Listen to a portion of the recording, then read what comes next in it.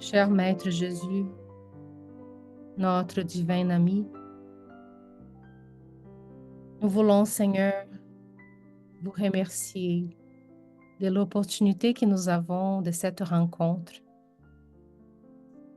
Nous remercions, Seigneur, la présence de nos amis et bienfaiteurs spirituels qui, dans ces moments de prière et d'étude, viennent à nous en nous apportant de la lumière, de la paix, qui nous enveloppe d'amour, de bonté.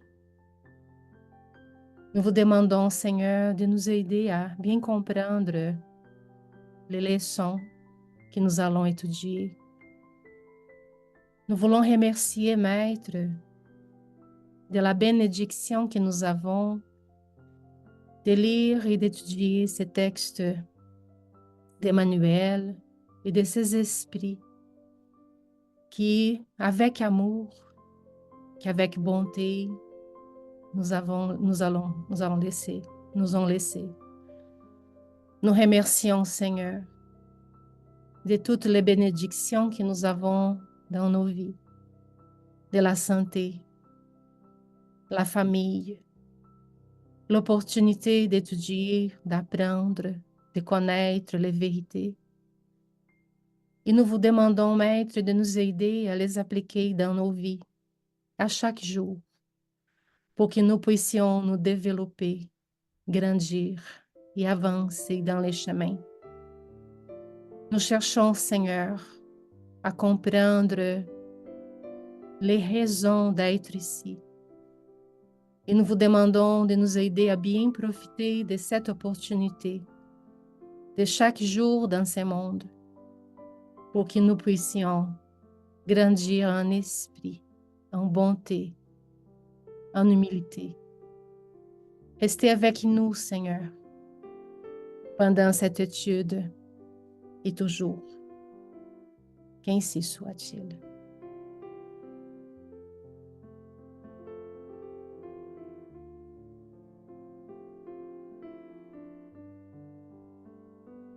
Bon, donc on va partager les textes que nous avons pour aujourd'hui. Nous avons quelques questions du livre Les Consolateurs, mais on va lire, pour commencer, on a choisi quelques questions.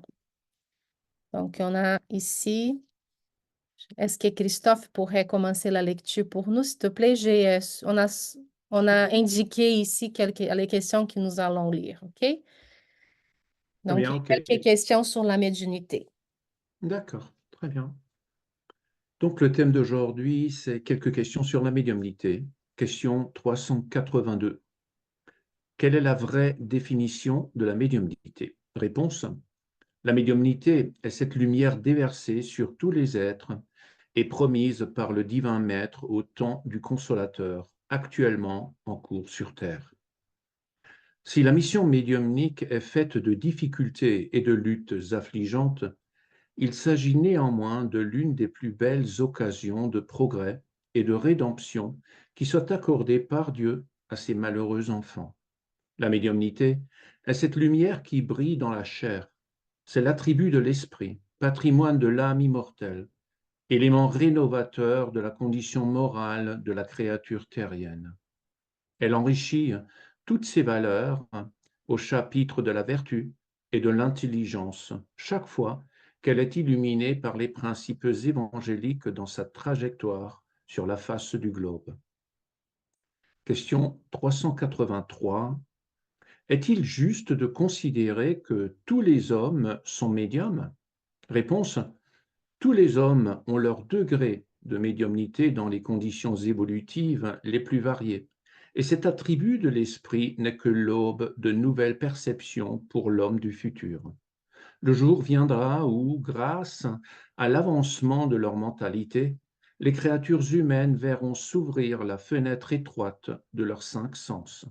Toutefois, de nos jours, nous devons reconnaître que dans l'immense étendue des potentialités psychiques de l'homme, il existe des médiums ayant une tâche définie qui sont les précurseurs de nouvelles acquisitions humaines.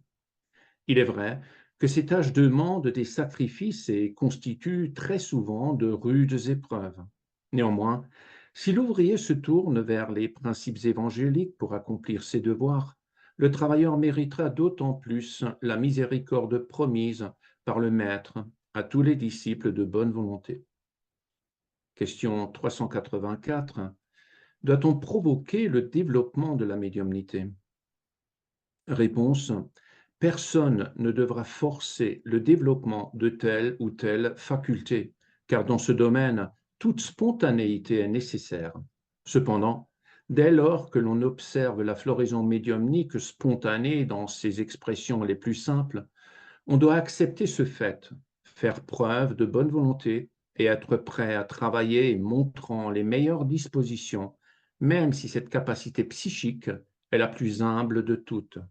La médiumnité ne doit pas être le fruit de la précipitation dans tel ou tel secteur de l'activité doctrinale, puisque dans ce domaine, toute spontanéité est indispensable. Si l'on considère que les tâches médiumniques sont dirigées par les mentors du plan spirituel. Question 387. Quel est le plus grand besoin du médium? Réponse. Le premier besoin du médium est de s'évangéliser avant de se livrer aux grandes tâches doctrinales, car autrement, il pourrait toujours se heurter au fantôme du personnalisme au détriment de sa mission. Question 389. La médiumnité peut-elle être retirée dans certaines circonstances de la vie? Réponse. Les attributs médianimiques sont comme les talents de l'Évangile. Si le patrimoine divin est dévié de ses fins, le mauvais serviteur se rend indigne de la confiance du Seigneur à cultiver la vérité et l'amour. Multipliés dans le bien, les talents médiumniques grandiront en Jésus pour jouir des bénédictions divines.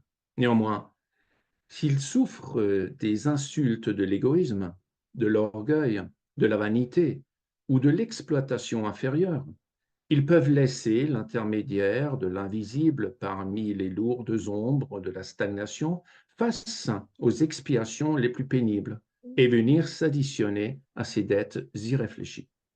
Emmanuel Chico Xavier, livre Le Consolateur. Merci beaucoup, Christophe. Merci, Giovanna. Merci à tous et toutes de votre présence. Concrètement, le spiritisme, la médiumnité est un sujet très vaste. Nous avons l'intention d'y porter quelques réflexions sur les sujets parce qu'Emmanuel a été interrogé sur la question à plusieurs reprises. Et dans le livre Consolateur, j'ai pris quelques questions, elle en a beaucoup plus.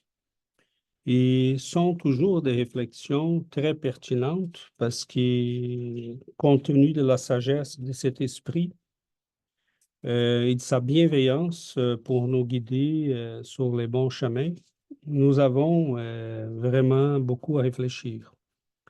Je vais essayer d'être bref parce que, comme je disais, le sujet est vaste et on peut ouvrir rapidement à tout le monde. Cependant, il y a quelques éléments que j'aimerais souligner. Un de ces éléments, c'est le fait que la médiumnité, je commencerai par la dernière question. Est-ce que la médiumnité peut être enlevée à quelqu'un? Et je me rappelle d'une conversation que j'ai eue avec une madame une fois, et elle me disait, mais écoute, la médiumnité, c'est un talent, c'est un que moi, j'ai développé. Euh, En fait, je crois qu'il faut bien placer les choses. Euh, Nous avons, euh, c'est un entre-deux qui se passe nos talents et le développement de nos capacités. Il ne faut pas penser la médiumnité comme en dehors d'autres possibilités et d'autres capacités humaines. Cependant, nous avons des indices qui vont nous permettre d'analyser la médiumnité en regardant ce qui n'est pas la médiumnité. Mettons, prenons les talents artistiques, l'intelligence, les talents pour une science quelconque. On voit des gens qui sont plus doués que d'autres. Et là, on pourrait dire, est-ce que ces talents peuvent être enlevés si c'est un développement de la personne, si c'est naturellement quelque chose qu'elle a développé au long des siècles? La réponse, oui, ça peut être enlevé. La mauvaise utilisation d'une capacité, selon ce que nous dit Jésus dans l'Évangile, d'une manière très symbolique, quelques-uns l'ont pris à la lettre, hein. Euh, on a tout ce qui peut nous amener ou être la source des scandales.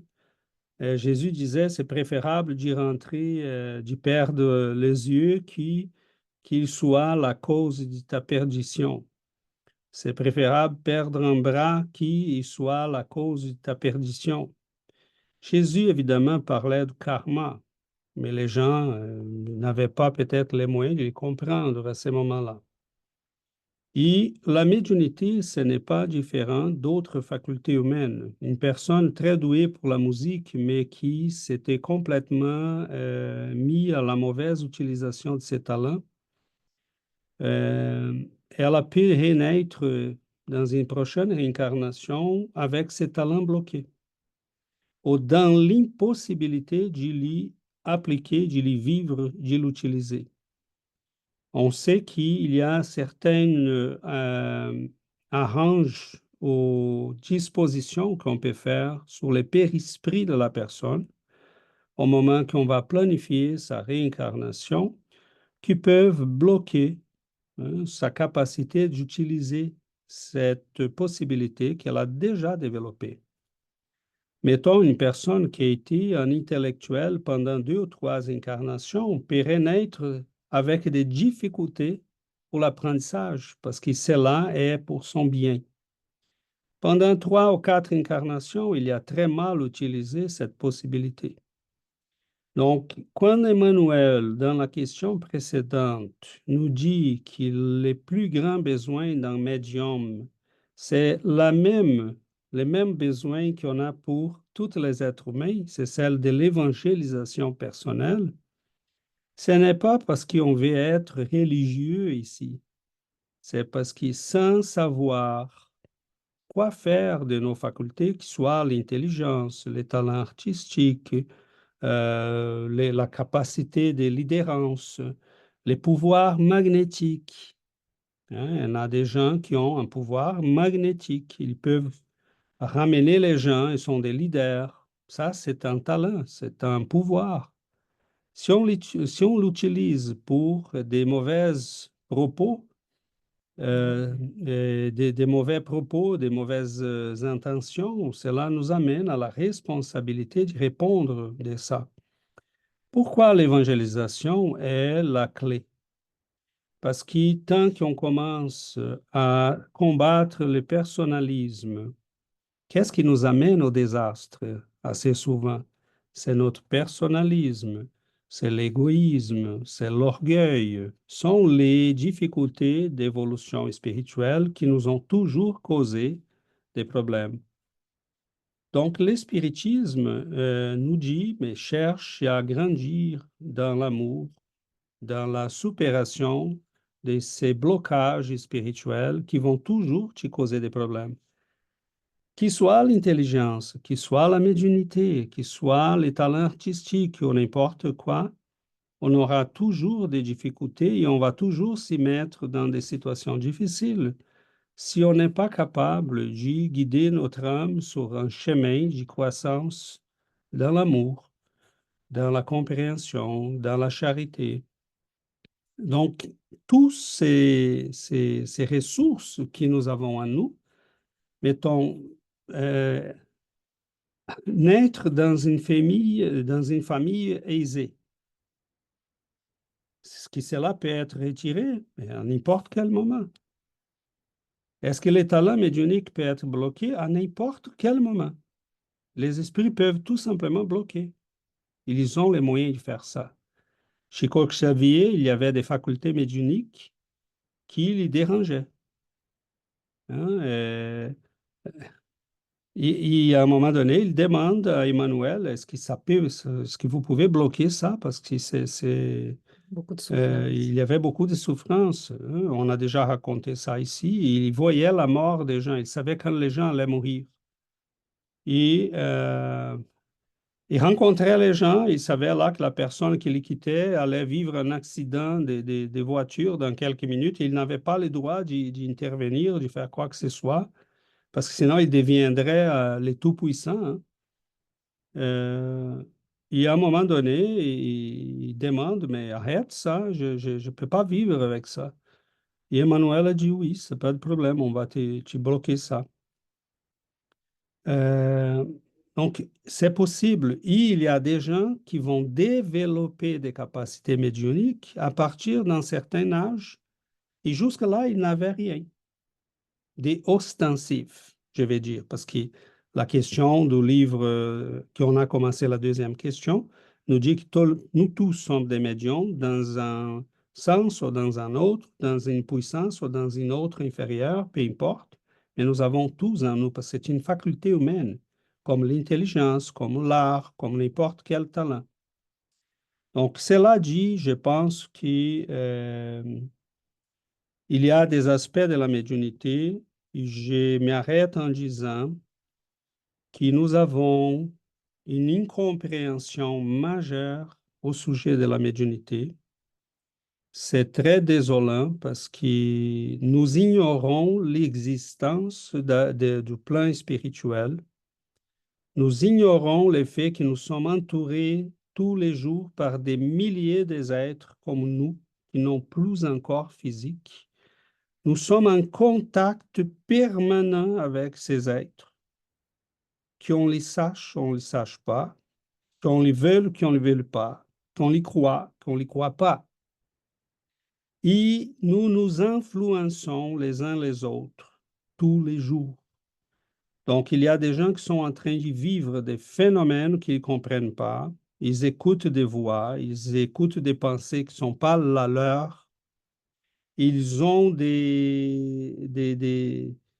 changements d'humeur pendant la journée. On va les classer comme des cyclotimiques, mais ce sont des médiums assez souvent parce que tu vois un esprit qui s'approche et qui est dans la joie. On s'y sent dans la joie. Et là, s'approche quelqu'un d'autre qui est déprimé. On s'y sent déprimé. La personne dit, mais qu'est-ce qui m'arrive? Je marche sur la rue, je vois quelqu'un, j'ai dit, oh, cette personne est triste, je sens sa tristesse. Le médium est un empathique, il est capable de sentir, de percevoir, qu'il soit désincarné, parce que nous sommes incarnés, mais nous sommes des esprits pareils. Donc, c'est très vaste. Il y a beaucoup de mécompréhensions. On a des gens qui sont en train de subir de la souffrance parce qu'ils ne comprennent pas trop. Et la médecine n'est pas arrivée encore très loin à ce sujet parce qu'on essaye toujours de guérir les gens par des pilules, par des traitements traditionnels et on voit depuis des décennies que cela ne marche pas. Donc, on insiste sur ces paradigmes de faire les gens passer toujours par la même porte, mais c'est peut-être le temps d'ouvrir d'autres portes. Parce que d'après quelques spécialistes, et je me rappelle un que j'ai rencontré une fois dans une conférence, il me disait qu'il était un médecin spirit, et il me disait qu'il a publié plusieurs livres, euh, et qu'il disait, je crois, quelqu'un dans l'assistance lui a demandé, est-ce que vous croyez que c'est combien pour cent les cas des maladies mentales euh, par rapport au fait que ce soit des influences spirituelles? Et il a dit D'après mon expérience, je dirais presque 100%. Hein, pour ne dure pas plus, je dirais peut-être 99 pour laisser 1% à autre chose.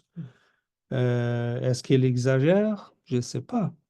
Hein, c'est un médecin qui a beaucoup d'expérience, qui a beaucoup écrit, beaucoup travaillé. Il parlait de son expérience, il a laissé ça très clair. Mais d'après ce qu'on voit tous les jours aussi dans notre vécu dans les centres spirites, on voit qu'il y a beaucoup là de maladies, de souffrances qui sont en fait d'origine spirituelle. Un point pour finir, pour des vrais, n'oublions pas que les maladies spirituelles, ça peut venir d'un esprit qui nous influence, mais ça peut venir de nous-mêmes. Mettons, à un moment donné, une personne peut être très angoissée, très affligée, j'ai comme un malaise, je ne me sens pas bien, il y a quelque chose qui ne va pas. Et des fois, on va on va dans un centre spirit, on va parler en médium, il dit, écoute, je vois rien là autour de toi. Donc, sont ces malaises profonds de la propre âme qui est probablement en train de se questionner sur sa destinée, sa vie, ses objectifs, son rôle sur ce monde. Des fois, nous sommes loin des chemins que nous avons choisis. Nous sommes loin des objectifs de notre incarnation. Et ces malaises ou des maladies qui vont apparaître, ou des dépressions, ne sont pas nécessairement causées par des esprits, mais par notre propre esprit. Hein? Ce sont des symptômes qui veulent nous ramener sur les chemins que nous avons oubliés, en quelque sorte. Bon, cela dit, on ouvre pour qu'on puisse en partager davantage, en sachant que nous n'avons pas l'intention d'y épuiser le sujet, évidemment, parce que c'est vraiment immense. Oui, Véronique?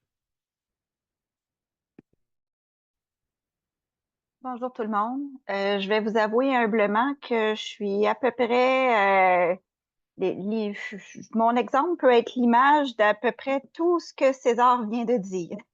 Donc, je vais vous faire un petit témoignage pour justement illustrer vraiment qu'est-ce qui peut se passer à ce niveau-là. Je peux me le permettre aujourd'hui. Donc, j'avais des capacités de médiumnité guérissante, puis un peu ressenti, intuition très forte pour la voyance, mais pas de la clairvoyance. Je voyais pas d'esprit. Bon. C'était déclaré quand j'avais à peu près 10-11 ans. Et évidemment, j'avais absolument pas la maturité pour gérer cette médiumnité-là, cette médiumnité guérissante surtout. Donc, j'en prenais beaucoup de vanité. Et quelques années plus tard, j'ai senti que j'avais plus de capacité à ce niveau-là. Et ça a duré comme ça pendant une dizaine d'années, à peu près toute ma vingtaine.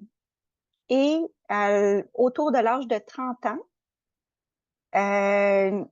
j'étais en train de marcher avec une amie et on s'en allait, c'est un parcours universitaire, je m'en allais vers le métro. Ceux qui connaissent, je m'en allais vers le métro Côte-des-Neiges de l'Université de Montréal. Et elle me parlait qu'elle avait très, très mal au ventre, puis que ça durait depuis plus de 24 heures. Et j'ai entendu une voix très, très forte dans ma tête, puis une impulsion très, très forte qui me disait, tu peux lui en parler, tu peux l'aider. Puis, l'impulsion était très forte que je me suis mis à lui en parler, même si moi, je croyais vraiment que j'avais plus rien à ce niveau-là. Et puis, bon, je me suis retrouvée carrément au tourniquet du métro Côte-des-Neiges, tentée dans un coin très discrètement à essayer de lui faire un soin parce que je sentais que c'était impérieux puis que je devais le faire là. Et l'ami en question m'a dit que son gros mal de ventre était presque disparu et avait même m'a rappelé 1 heure plus tard pour me dire que c'était complètement disparu. Ce que j'ai déduit de ça, c'est exactement ce que César vient de dire, c'est que c'est véritablement les esprits qui agissent à travers nous. Ce n'est pas nous, ce n'est pas notre don. Ils peuvent nous le retirer n'importe quand. Donc, ça m'a appris beaucoup, beaucoup d'humilité par rapport à justement, à ces capacités-là. Et j'attends toujours le signal fort d'un esprit plutôt que de me dire comme ah ben moi j'ai une médiumnité guérissante, je pourrais guérir. Non, non, non, non, non, c'est pas ça, c'est pas ça. Attends de recevoir le signal justement qu'on te dit tu peux, on veut passer à travers toi, vas-y. Non, c'est eux qui agissent, c'est pas nous, c'est eux. Ça, justement, mon exemple, je l'ai très, très bien compris. Puis l'autre chose aussi, c'est, je ne vais pas prendre trop de temps, mais c'est vrai aussi, César, que on peut ressentir des symptômes de dépression et autres lorsqu'on s'est éloigné de notre voie. Pour diverses circonstances, j'avais abandonné mon doctorat au tournant de 2018-2019.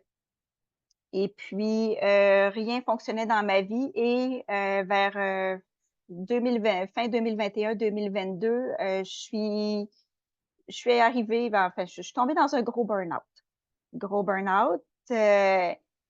Puis, euh, tout autour de moi, en même temps, j'avais plein de signes, plein de personnes, des pancartes au néon qui me disaient retourne faire ton doctorat, retourne faire ton doctorat, retourne faire ton doctorat.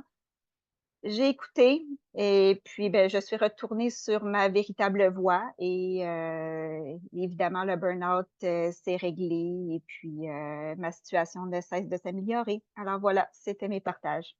Merci. Merci beaucoup, Véronique. Tu as partagé beaucoup de choses. Merci, c'est très, très riche. Et avant de passer à quelqu'un, j'aimerais commenter rapidement. Tu vois comme la vie est belle, comme les choses peuvent être différentes pour chacun de nous. Pour moi, les signes, c'était exactement le contraire. Hein. Je voyais partout des pancartes en néon qui disaient « Quitte ton doctorat, quitte ton doctorat. » C'est pas ton chemin. Et c'est comme ça. C'est pour ça qu'il n'y en a pas de règles universelles pour chacun de nous. Moi, je sentais que je m'épuisais, je n'étais pas sur mon chemin. C'était que pour moi, une question personnelle, je vais le faire. Et en fait, c'était pas vraiment mon chemin. Hein. Je ne devrais pas y aller là. Et à un moment donné, je l'ai compris. Et pour toi et pour d'autres, ça peut être exactement le contraire. Hein, parce que le chemin à chacun de nous, c'est le chemin à chacun de nous. L'important, c'est qu'on soit capable de s'apercevoir, voir que les choses vont pas bien, qu'on s'y sent pas bien. Et il faut s'interroger, pourquoi je me sens pas bien? Qu'est-ce qui se passe? Hein, des fois, oui, ça peut être un esprit qui est en train de nous influencer, mais des fois, ce sommes nous-mêmes qui sommes en train de nous dire, réveille-toi. Et une chose avant de passer, pour que ce soit bien clair, la médiumnité, elle est une capacité humaine qu'on va les développer au long des années. Pour nous, Emmanuel dit là clairement, ça viendra le moment que la médiumnité va devenir une capacité commune, normale. Mais qu'est-ce qui nous arrive à chaque fois que nous ouvrons une porte de perception? Ça vient avec des pouvoirs. Et nous n'avons pas la responsabilité, des fois, pour ces pouvoirs. Donc, quand Véronique sentait son pouvoir de guérir, elle disait, ben, c'est mon pouvoir. Et c'est un mélange de deux, parce qu'elle a les possibilités, probablement, d'y avoir ça en elle, mais la preuve que ce n'est pas vraiment dans notre condition présente, pour plusieurs d'entre nous, la médiumnité, c'est un cadeau qui est donné pour dire, fais quelque chose de bien, je te donne un plus pour que tu puisses faire quelque chose de bien.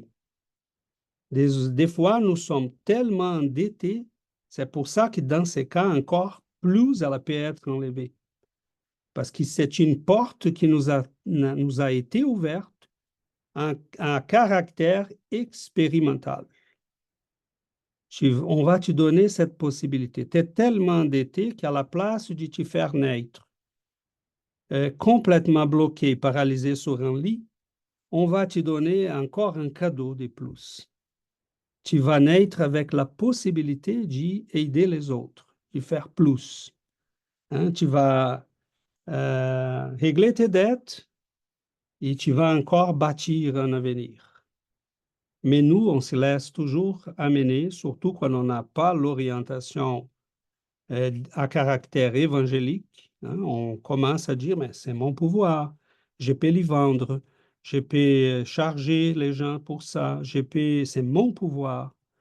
Hein, et finalement, on peut découvrir à un moment donné que oui, il peut être en partie un pouvoir qui nous appartient, mais qui très souvent, dans notre condition évolutive présente, il est plutôt une concession qui nous est donnée.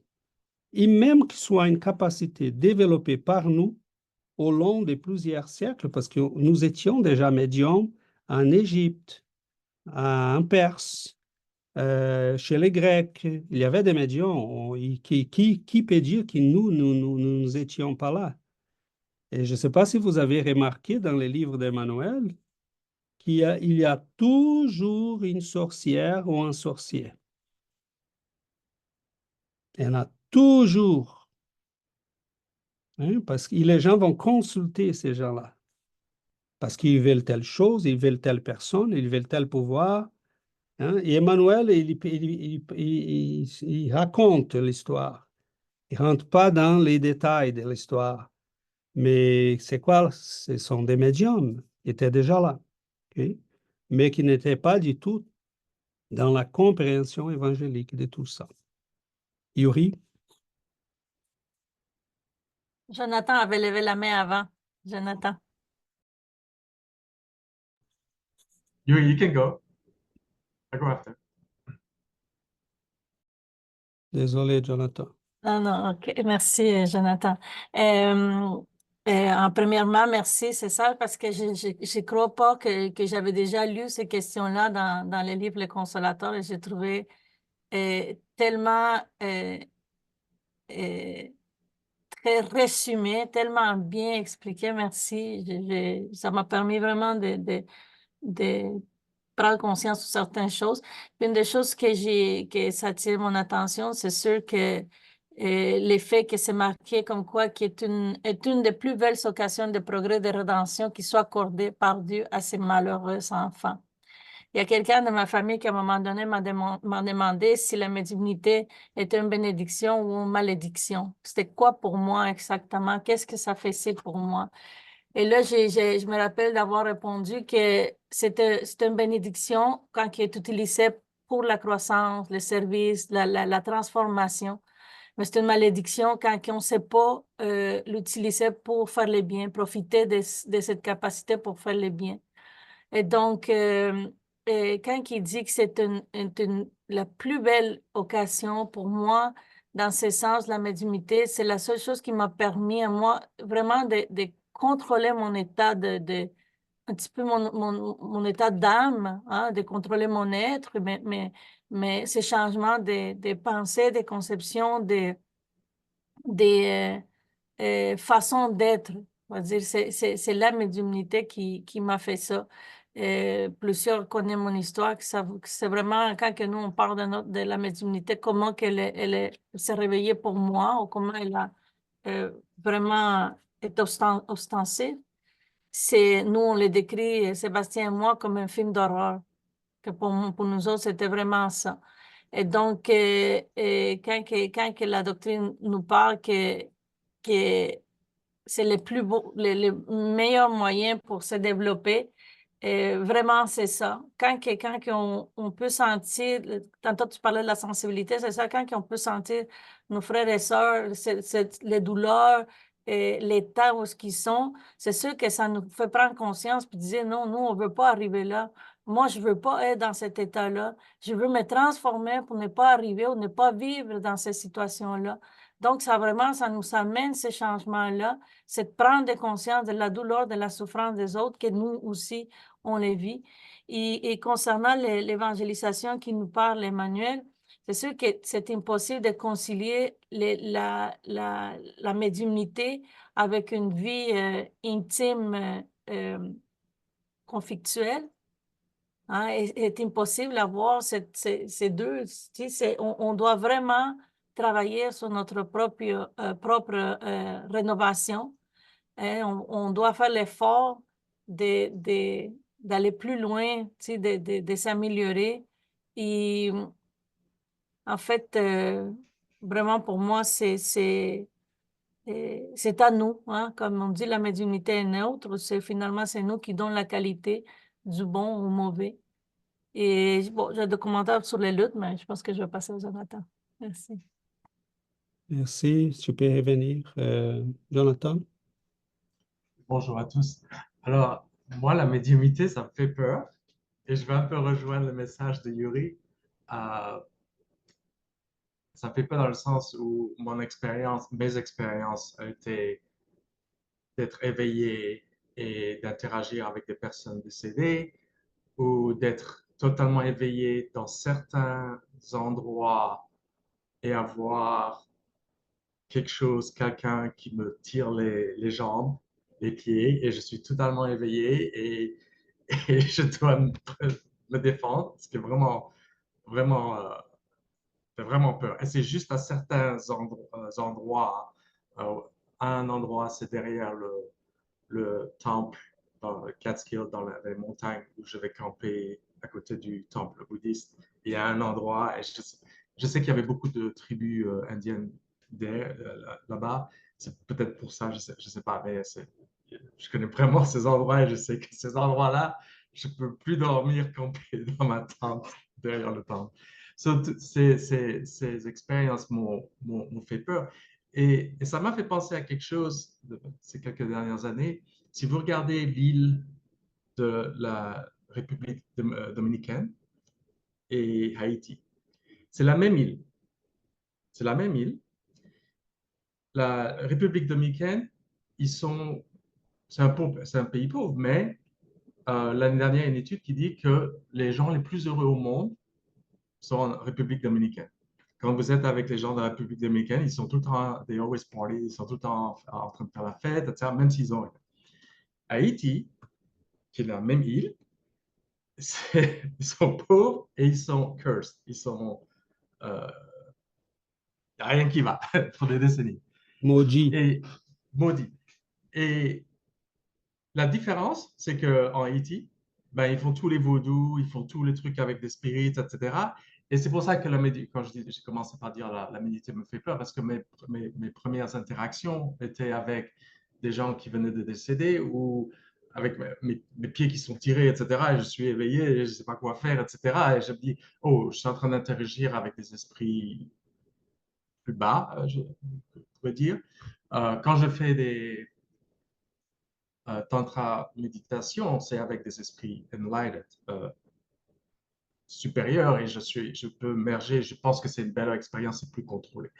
Donc, je pense que si je poursuis la médiumnité, ça doit être vraiment sécure avec un groupe, un peu comme en Belgique, où un groupe les gens savent ce qu'ils font. Et ce que j'essaye aussi, c'est maintenant, merci César pour m'avoir appris à réapprendre le vrai message de Jésus, d'amour et de compassion. Et maintenant, je veux l'utiliser pour développer cette compassion et l'amour d'autres et prier pour d'autres. Je veux juste me limiter à ça parce que l'autre part de la médiumnité me fait toujours peur. J'essaie de m'entourer d'esprits positifs et ça m'aide. J'ai partagé beaucoup. Merci, Jonathan. Et en fait, seulement pour peut-être tu donner quelques pistes là, que peut-être ça pourrait être utile pour toi et pour d'autres. On peut vivre beaucoup de phénomènes quand on a de la sensibilité. Et c'est certain quand on est dans un endroit nature, mettons, ou dans un pays autre, dans une région qu'on ne sait pas exactement qui a vécu là, quelles sont les énergies, les gens qui sont là. Moi, des fois, quand je me promenais dans les bois ici, je sentais la présence des autochtones, des anciens propriétaires du lieu. C'est pas une chose que je cherche. Je sentais tout simplement que j'étais entouré par ces esprits-là. Je disais, ben, ils sont là. On pense ils sont là encore. Et, et ils sont en train d'influencer des fois des populations au complet. Donc, il faut que tu fasses encore la distinction entre méditation et prière. La méditation, c'est un exercice personnel de croissance, de concentration, d'élévation mentale. Tu peux s'y connecter à Mais la prière, c'est vraiment un acte de soumission, de humilité devant les pouvoirs qui peuvent t'aider. Donc, au moment que tu vas n'importe où, ou que tu es en voyage, il faut prier, pas méditer. Il faut prier. Hein, et appeler à ton secours les esprits bienveillants, ton guide, tes guides puissent t'y entourer des protections et des lumières. Hein, on va se coucher et on prie. La méditation, oui, c'est un exercice que tu peux faire de manière régulière. Mais pour la vraie protection spirituelle, c'est la prière. Parce que c'est s'entourer de l'aide, de la protection. Ok? Moi, je peux méditer sur le symbole là d'une flamme et je peux passer 3 heures. Ça va m'aider pour la concentration, ça va développer la perception, ça peut aider même avec la médiumnité. Parce qu'il y a des gens qui vont méditer, ils commencent à voir d'autres choses, même des choses qu'ils ne s'attendaient pas. Mais même là, c'est la prière qui doit être. Hein, parce que développer une perception et ne pas savoir quoi faire avec elle, c'est là le problème. Donc, il faut vraiment dire, mes guides, mes protecteurs, viens à mon secours, je me couche, que je puisse être utile. Giovanna dit, je prie toujours quand je me couche, que je puisse être utile, que je peux être appelé au travail, que je puisse aider ces esprits-là, mais on ne les fait pas tout seul. Il faut avoir de l'aide. Parce que nous n'avons pas encore la capacité de se déplacer librement dans les plans spirituels. Nous avons peur parce que nous avons toujours la sensation de mourir. Quand on s'y sent dehors les corps, on panique et on revient et on dit, oh, j'ai un cauchemar. Non, ce n'est pas un cauchemar. Tu étais des fois en train de s'y rendre compte que tu étais dehors les corps et que tu étais libre. Mais ça nous ramène à la sensation de mourir parce qu'on s'y sent expulsé du corps physique. Donc, essaye de t'entourer de la prière parce que cela, ça peut être plus efficace pour ta protection que tout simplement la méditation. La méditation a sa place. Elle est très positive, mais elle n'est pas la même chose que la prière. Et avant de passer à quelqu'un d'autre, ces phénomènes-là que Jonathan et Yuri ont parlé un petit peu chacun de son... Hein, Yuri a dit même un vrai cauchemar pour elle et pour sa famille, les débuts de sa médiumnité. Et c'est merveilleux quand on voit, quand on s'y met vraiment à l'œuvre, quand on prend vraiment au sérieux, quand on commence quelque chose qui était initialement une maudissement, une malédiction, ça devient doucement une mission. Hein, parce que tu commences, une des choses qu'on dit aux médiums souffrants d'aujourd'hui, c'est que cette souffrance est une école. Parce qu'une des missions qu'il y a pour nous dans la médiumnité, c'est qu'on doit guider d'autres. Et je ne peux pas guider quelqu'un d'autre si je n'ai pas marché sur ces chemins-là. Si je n'ai pas connu les difficultés du parcours, comment peut-on guider quelqu'un d'autre pour de vrai? Donc, c'est un des aspects du travail de la médiumnité, c'est qu'à un moment donné, on peut aider d'autres personnes. Et une des choses que je disais à Yuri, tu verras que toute cette souffrance, tous ces parcours difficiles, va vous permettre à elle et à Sébastien de guider d'autres personnes.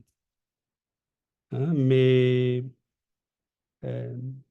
des fois, on est en face des options qui sont douloureuses parce qu'on voit des gens qui viennent à nous et on dit, n'ayez pas peur, va par ici, fais ça, je t'assure que si tu le fais. Et moi, je disais à Yuri à un moment donné, si un jour je te donne des orientations qui te rendent dépendant de moi et plus vulnérable, il faut fuir. Ça veut dire que tu es avec quelqu'un qui n'est pas bon. Moi, si je te donne des orientations vers l'étude, c'est parce que par là, tu seras capable de juger les choses. Si je voulais que n'importe qui, j'utilise là les mots, les noms de Uri, mais ça peut être n'importe qui. Si on va dans un centre spirituel chez quelqu'un et la personne ne dit pas les mots, va lire, va étudier, commence par ça, par là, il faut faire attention parce qu'il veut créer quelqu'un qui est dépendant de lui. Et le spiritisme nous dit quoi? Rendre les gens autonomes, rendre les gens capables de juger, de comprendre, de savoir. On peut se référer toujours à quelqu'un qui a plus d'expérience, c'est naturel. Mais même là, on est capable de juger. Hein, parce que nous avons doucement, on acquiert les éléments des connaissances. Et c'est ça qui pose problème dans la médiumnité, parce que nous avons beaucoup de gens qui sont en train de développer des souffrances là et qui ne savent pas quoi faire avec tout cet ensemble de phénomènes. Hein, ouais, il y a un groupe ici à Montréal qui sont les entendants. Ce sont des gens qui sont classés comme des psychotiques, qui entendent des voix. Et bon, ils ont créé un groupe pour qu'ils puissent partager leur vécu, leurs expériences. Et là, il y a quelqu'un qui dit, mais j'entends une voix qui me dit telle chose, telle chose. Si c'était un problème chimique, tout le monde écouterait la même voix et elle dirait la même chose parce que c'est la molécule est la même. Si on a tous un problème chimique, hein, c'est la même molécule qui cause les problèmes. Mais pourquoi cette molécule fait que chacun entend des voix différentes, masculines, féminines, et bienveillantes, malveillantes, méchantes? Et c'est bizarre. Si c'est un problème du cerveau causé par un dérèglement chimique.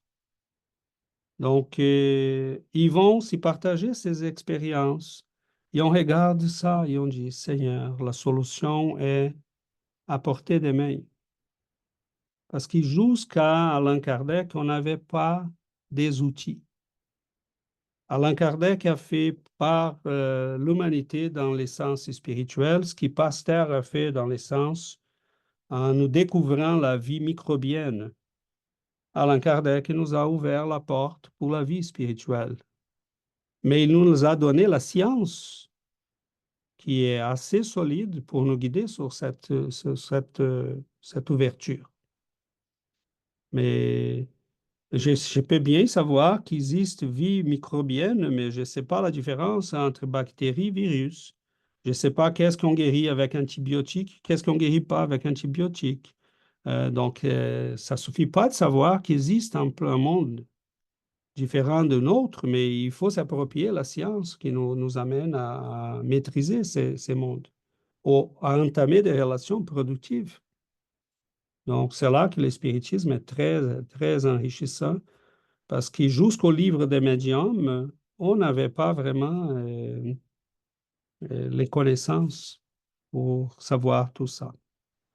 Et si on lit les livres d'André Louis, là, on est en face de tous les rapports qui peuvent avoir les plans spirituels, qui peut avoir entre les plans spirituels et les plans matériels. Par rapport à la médiumnité, les obsessions, si on lit les livres d'Yvonne Pereira, la même chose. Hein? Donc, on a beaucoup là. en parlant des livres d'Yvonne Pereira, nous étudions présentement les livres Explorant l'invisible. En portugais, ça s'appelle Devassando o Invisível. Et dans le chapitre 8, on a une étude sur la médiumnité. Donc, César il a commencé aujourd'hui en disant qu'on n'a pas l'intention des, Épuisé. d'épuiser le sujet parce que c'est un sujet tellement vaste. On a déjà eu d'autres études concernant la médiumnité, donc nous avons les audios sur notre chaîne. Mais c'est un sujet qu'il faut revenir parce que c'est très important. Et la plupart des gens qui ont la médiumnité, ils ne savent pas quoi faire avec cette capacité-là. Donc, dans ces livres-là, Don Yvonne Pereira disait que les médiums ne savent pas comment gérer cette faculté, comment vivre avec cette faculté.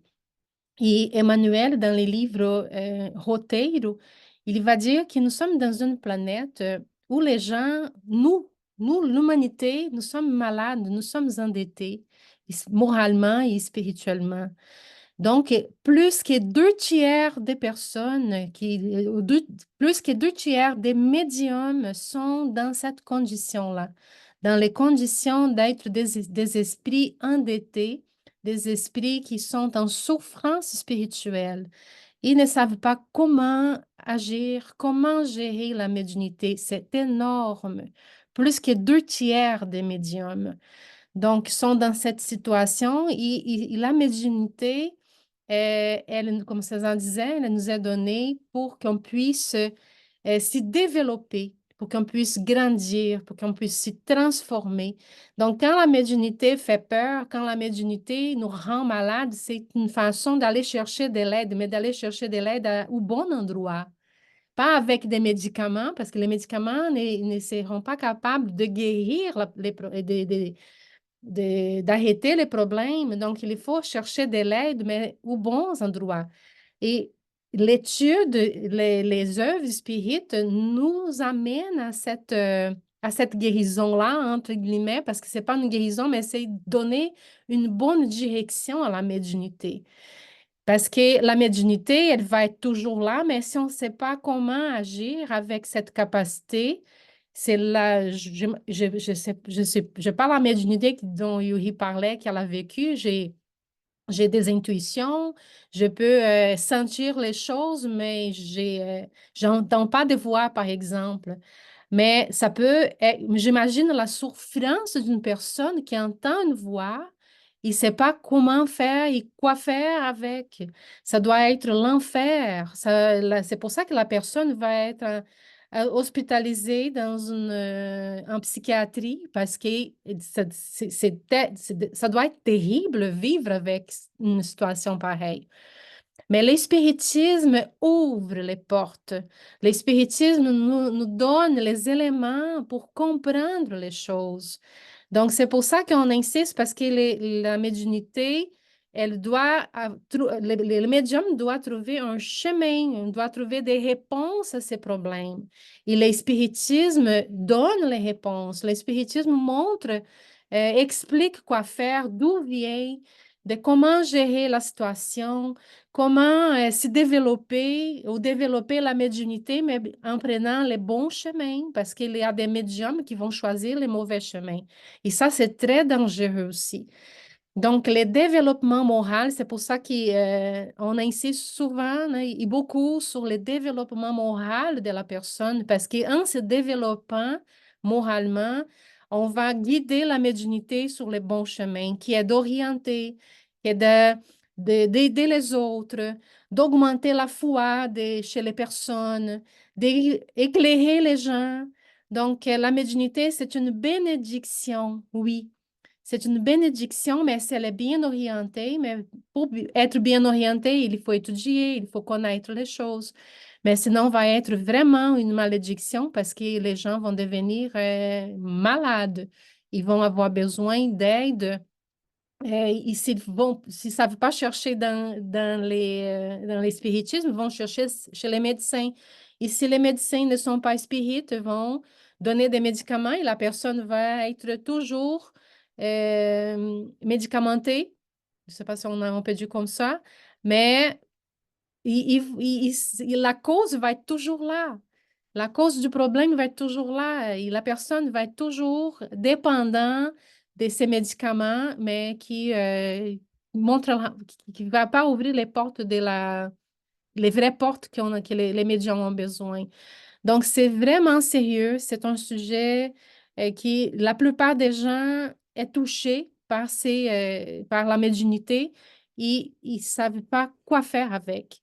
Donc, le spiritisme doit arriver chez les personnes pour que ces gens-là puissent trouver une voie de sortie à ces problèmes. C'est très, il peut y avoir beaucoup de souffrance dans cet univers. Dans la question qui a été posée à Emmanuel, si on doit forcer le développement de la médiumnité, il nous recommande d'utiliser toujours la spontanéité et se laisser guider par nos guides. Oui. Euh, Parce qu'il y a des gens qui cherchent à forcer. Les mots forcer, c'est quelque chose qui doit être souligné. Oui. Chercher à développer la médiumnité, oui, on peut les développer, lire, écouter la bonne musique, développer l'intuition. Tout ça est développer la médiumnité parce que c'est une capacité humaine. Tant qu'on devient plus sensible, plus cultivé, on est en train de développer la médiumnité.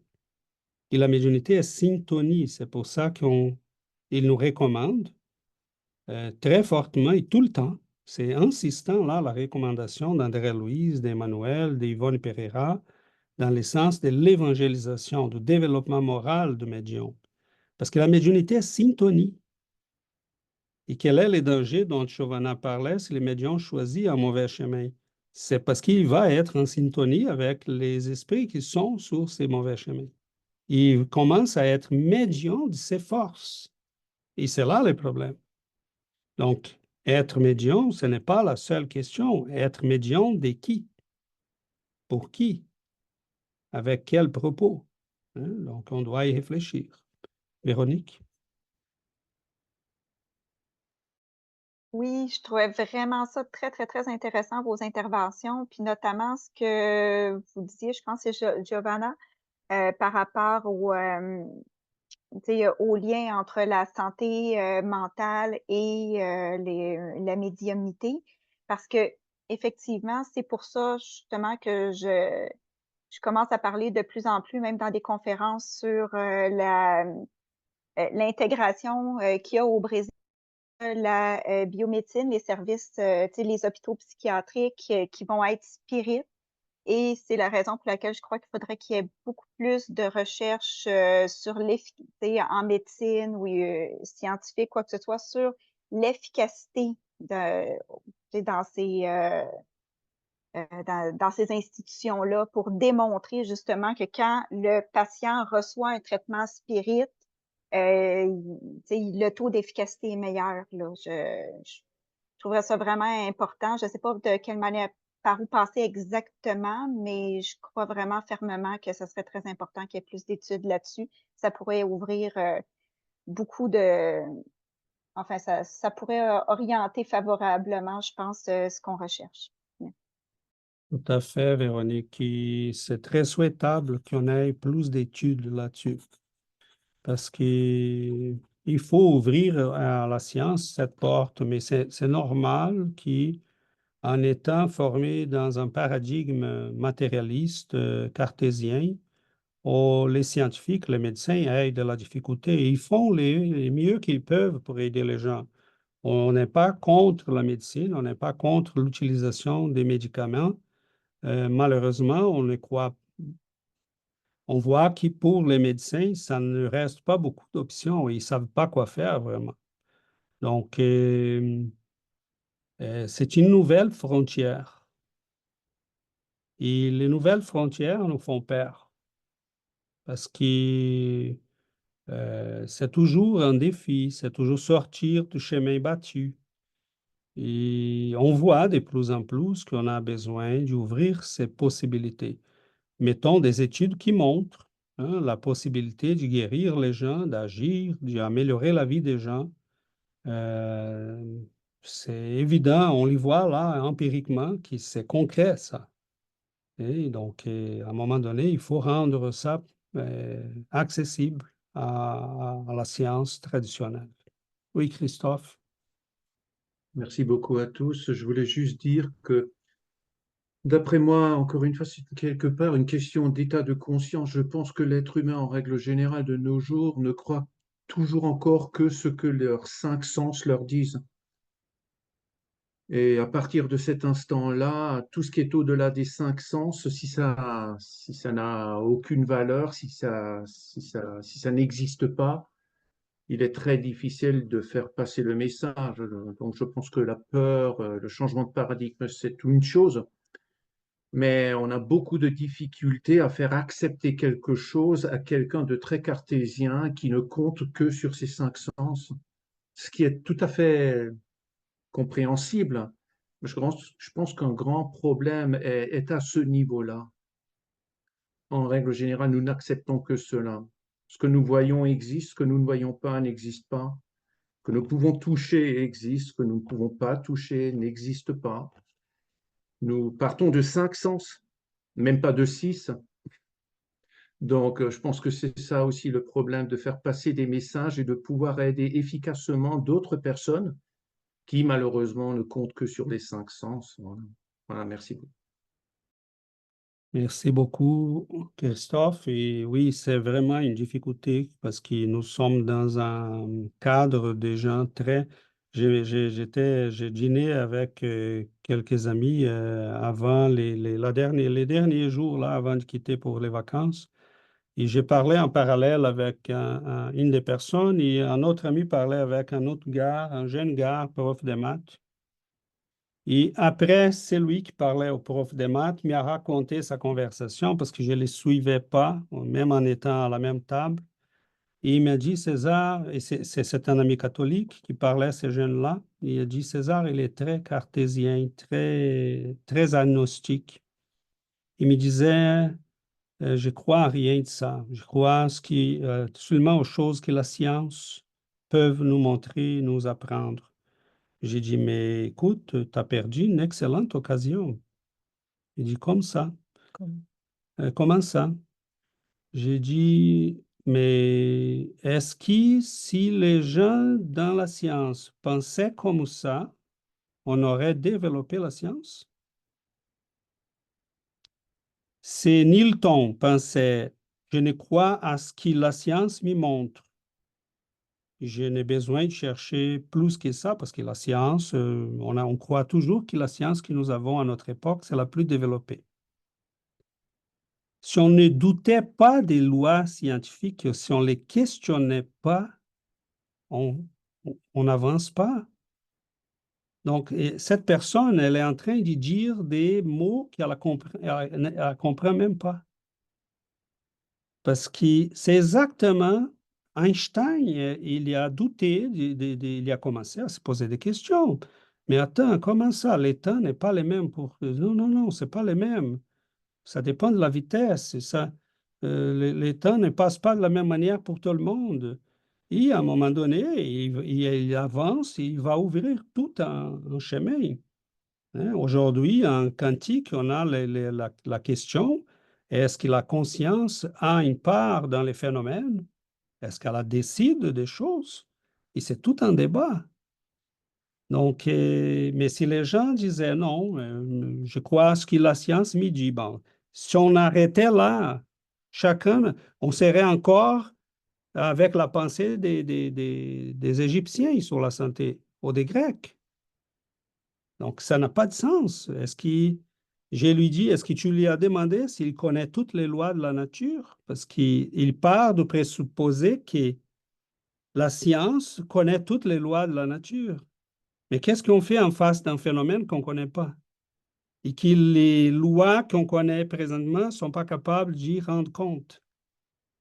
Comment on explique les phénomènes des morts imminentes? Comment on explique la transmission de la pensée? Comment on explique la médiumnité, la guérison? Donc, on a de quoi là à réfléchir. Christophe, après Giovanna? Merci beaucoup. Je voulais juste préciser que Einstein disait de lui-même que ce n'est pas son intelligence qui a trouvé les réponses aux questions, c'est son intuition. Et son intelligence a permis d'expliquer l'intuition. Mais c'est l'intuition qui le savait. Il savait sans savoir pourquoi il savait. Donc on parle d'un sixième sens. Voilà, merci bien. Exactement, exactement. C'est ça. Et les gens qui sont vraiment des vrais scientifiques, ils savent ça. Ma fille racontait qu'elle a parlé à un médecin cette semaine et il lui a dit les vrais bons professionnels dans notre domaine sont ceux capables de vivre avec l'incertitude et encore là, prendre des décisions. Il a dit, la médecine, c'est un art, c'est pas une science. On utilise la science. J'ai dit, Anna, il est en train de te dire qu'il est vrai médecin, c'est quelqu'un qui écoute son intuition, qui ouvre la porte à quelque chose de plus grand et qui utilise pour valider, comme Christophe a dit, son intelligence, pour valider si cela est pertinent ou pas. Donc, imaginons, on a les travaux des docteurs Frutuoso sur les médecins et l'influence spirituelle sur le travail des médecins. C'est très intéressant parce qu'il dit que plusieurs vont reconnaître ça, mais pas publiquement. Ils disent, il y a une force qui me guide. Il y a quelque chose qui conduit mes procédés. En plein milieu d'une chirurgie, j'ai eu là les clics pour dire, non, non, c'est pas par ici, je dois aller par l'autre côté. Et là, il va par l'autre côté et les gens disent, mais comment tu savais? Il dit, ben, il fait semblant de dire, ben, je le savais. Et non, il ne savait pas. Ok? Donc, imaginons les moments qu'on commence à dire aux médecins, utilise ça, mais valide avec ta science. Fais les deux, hein, et on avance. Oui, oui, Christophe. Voilà, merci beaucoup. Et dernière intervention très rapide. Je pense que oui, c'est tout à fait ça. Je pense que la clé, elle est vraiment là-bas. Et pour parler d'expérience aussi, merci à toutes les expériences qui sont aussi partagées parce que je pense que l'apprentissage, la connaissance, et puis, mais la pratique, le vécu, c'est encore une fois quelque chose d'autre. Et quand on peut nouer notre étude au vécu, ça devient vraiment vivant pour soi-même. Donc voilà, c'est un vécu, c'est pas seulement de la théorie. Donc ce que je voulais dire, c'est que oui, effectivement, c'est très vrai. Je me rappelle lorsque notre fille a 1 an et demi, elle avait le cancer de la vessie, bizarrement, par une intuition, euh, mais je n'étais pas mature assez encore. Je me suis rapproché. Je savais que malgré qu'elle avait 1 an et demi, je savais de quelque part, voilà, parce qu'on a la médiumnité aussi un peu comme thème aujourd'hui. Donc, je savais de quelque part que son problème était en premier lieu psycho-émotionnel. Je n'étais pas thérapeute à ce moment-là, mais je le savais simplement. Donc, j'ai j'ai commencé à m'approcher de ce que bizarrement, des années après, lorsque moi-même je suis tombé malade dans le sens cancer, on m'a fait revenir exactement dans cette voie-là. Et puis donc, je ne suis pas médecin, hein, mais on m'a fait revenir dans cette voie-là et j'ai pu approfondir cela. Et donc, on m'a permis de me guérir avec de l'aide, mais pas avec de l'aide donc médicale moi-même, mais au travers de cette voie que, en fin de compte, 40 années avant, j'ai commencé à explorer, mais je n'avais rien compris à ce moment-là, au travers de la maladie de notre fille qu'elle avait, quoi. Donc, juste pour dire, quoi, il y a vraiment la médiumnité sous diverses formes. Et il y a aussi quelque part vraiment un chemin que quelque part tout est fait pour ne pas outrepasser ce chemin, comme si nous étions vraiment venus et qu'il est vraiment important que nous faisions cela, quoi. Parce que tout m'a conduit à faire ce que j'ai fait aujourd'hui et je sais que je vais sûrement plus revenir pour ça. En fait, j'ai plus envie de revenir, mais ça, ce sera un autre thème, je pense. Mais voilà, je veux juste dire que, ouais, voilà, tout ça est vraiment, c'est du vécu, c'est vraiment vrai. Et donc, je parle encore une fois, c'est du sixième sens, quoi. Voilà. C'est vraiment une aide au-delà de ces 5 sens qui nous conduit. C'est la vraie aide. Tout le reste, c'est assez pachyderme, en fin de compte. Merci beaucoup. Merci beaucoup, Christophe. Et on arrive à la fin. Et on invite à nous tous à réfléchir sur tout ça parce que c'est immense. Euh, Aujourd'hui, je m'y rends compte. Euh, c'est, il faut les vivre. Il faut les, il faut, il n'y en a pas de mots, il faut les vivre. Et aujourd'hui, en regardant le passé, tout ce que j'ai vécu, je m'y rends compte euh, comment c'est merveilleux quand on s'y rend compte qu'il y a un immense amour qui est là pour nous. Quand on s'y rend compte qu'il y a des êtres d'amour et de lumière qui sont là pour nous. Ils ne sont pas loin, ils sont vraiment à côté de nous. Ça suffit qu'on commence à les percevoir, qu'on ouvre les portes de la perception, surtout par la prière. Et à ces moments-là, on commence à sentir. Donc, si on s'habituait, comme Christophe a soulevé, au développement de ces sixièmes sens, par l'étude, par la prière, par la méditation, par la réflexion, doucement, il commence à s'immiscer dans notre pensée. On est en train de lire un livre et là, on écoute. Hein? Cela s'applique à ton cas. Regarde cela pour telle personne. Ok? Donc, il faut qu'on commence à travailler au développement de ça, mais le faire sous la protection des forces supérieures. Parce que développer l'intuition, la médiumnité, pour s'y rendre en communication avec des êtres qui sont inférieurs comme nous, au pire, mais ça ne sert à rien. C'est mieux de ne pas la développer. Christophe? Merci beaucoup et ce sera très rapide. En fait, c'est vraiment pour les cartésiens, il faut voir pour croire. Vraiment, on est enregistré. J'invite vraiment tout le monde à essayer de d'abord croire et, et je peux promettre, vous allez voir. Voilà. Merci bien. Voilà, c'est la recommandation de Saint-Augustin. Hein? Il faut croire pour comprendre et plus tard comprendre pour y croire. C'est bon, on va... Il faut, comme un bienfaiteur a dit, les hommes, nous avons toujours un océan de mots, mais juste une goutte d'action. Donc, agir. il faut agir. Les gens attendent que les choses tombent du ciel. Les choses ne tombent pas du ciel. Pour édifier une âme, il faut discipline, il faut effort, il faut éducation et persévérance. Donc, c'est un travail à faire. Chaque personne doit travailler pour se développer. Les esprits bienfaiteurs, ils sont toujours à nos côtés. Ils veulent nous aider, mais ils attendent que nous fassions notre effort. Il y a notre côté de travail à faire.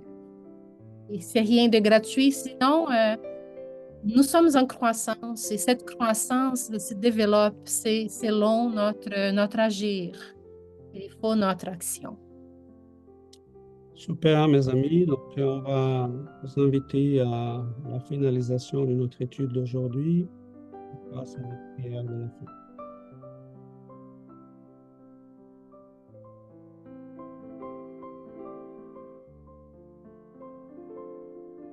Chers amis, nous en profitons de ce moment après tant de réflexions.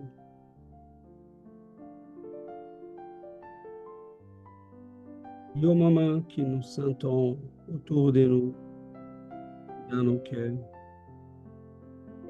la présence d'amour et de lumière, nous prions pour dire à ces forces d'amour, d'immense bienveillance, qui nous regarde avec tant de tendresse, qui nous encourage,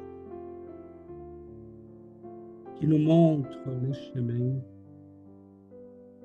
et qui nous disent que ça vaut la peine.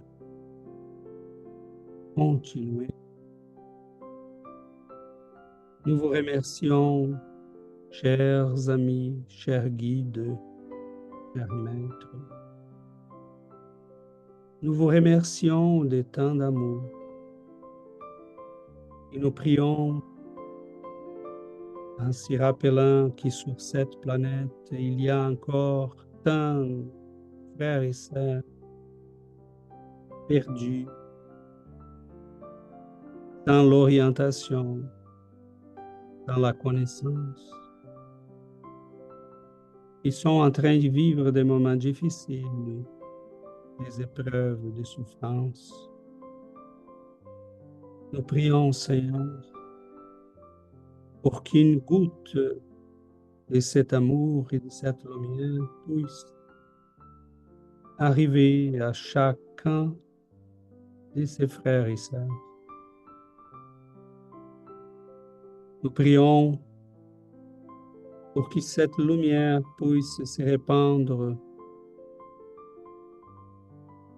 et atteindre les hôpitaux, les maisons des personnes âgées. Qu'elle puisse arriver, Seigneur, à tous ceux et celles qui ont, à ces moments dans leur vie, des souffrances qui sont en train de vivre sous la douleur, avec des épreuves. Nous prions pour chacun d'entre eux, pour qu'ils puissent recevoir un peu d'amour, de lumière, et puissent regarder vers le ciel et percevoir qu'il y a un amour, qu'il y a des réponses, qu'il y a pour chacun de nous un chemin de lumière, de croissance. Aide-nous, Seigneur, à continuer sur les chemins. Nous avons tant de fois quitté. Nous avons tant de fois écouté les vieilles illusions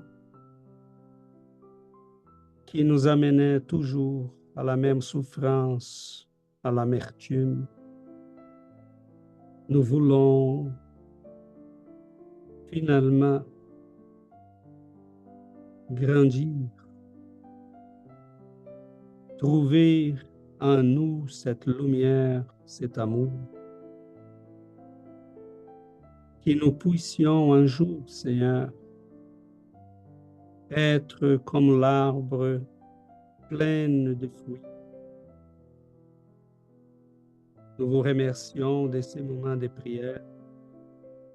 Nous demandons de l'aide, de la protection pour nos foyers, nos êtres chers, pour chacun de nous, pour la santé, pour le bien-être. Et de nouvelles forces puissent être ajoutées pour chacun de nous, pour renforcer notre santé, notre bien-être, et nous puissions vivre avec l'allégresse, la joie, le contentement de ceux qui connaissent les chemins. Bénis, Seigneur, nos vies. Guide-nous vers la lumière. Et que cette lumière puisse naître dans nos cœurs. Merci, merci, chers amis. Merci, Seigneur. Ainsi soit-il.